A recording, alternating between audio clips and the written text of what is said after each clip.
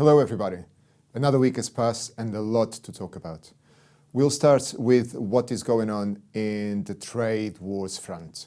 So there's been an escalation in international trade tensions. We all know that the US and China have been at it for quite a while now. But Mexico has been thrown into the equation as well.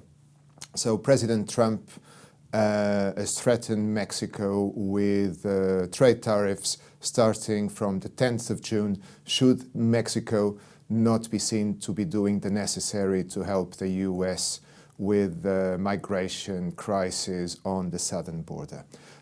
So this is good news for President Trump, of course, because he will be able to capitalize politically with his support base. There's elections coming up.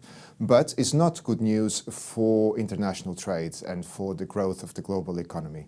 Because of this, we've had the Fed voicing somehow contradictory messages. So we've had the president of the St. Louis Fed saying that downside risks generated by escalation in trade tensions may justify a cut in rates, so the next Fed move may be a cut in rates. We've also had the chairman of the Fed, Mr. Jerome Powell, talking along the same lines and saying that it wouldn't totally be out of the picture to see the next Fed move being a cut rate.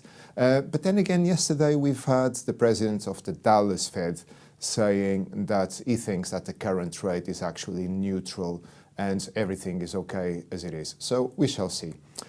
Elsewhere, we've had the Indian Central Bank cutting rates, so following the cue from Australia last week and cutting rates, which of course hasn't been good news for the Indian rupee. So a bit of a storm brewing for emerging economies. So we've had the Indian rupee suffering big losses, but of course the Mexican peso as well is suffering, and is suffering from a double whammy.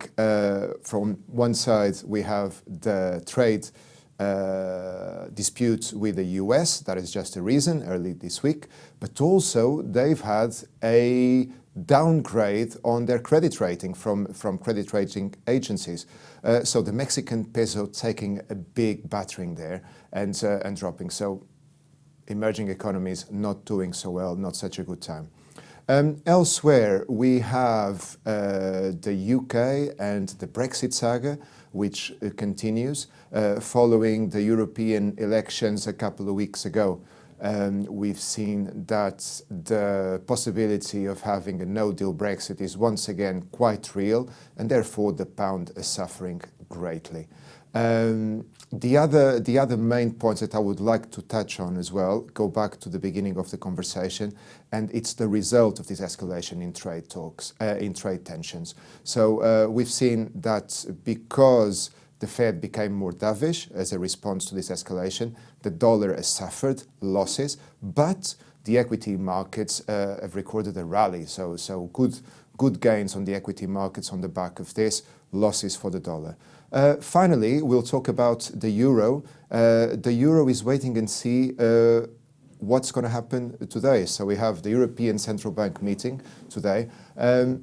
Not really expecting anything substantial, but there's been some rumors that the ECB may be looking into some sort of quantitative easing again. So this could probably be Mario Draghi's last move before he leaves office in September. Should that be the case, should something transpire after the meeting today that points in that direction, then we should all brace for big euro downside risk. This is all for this week. I'll see you again soon.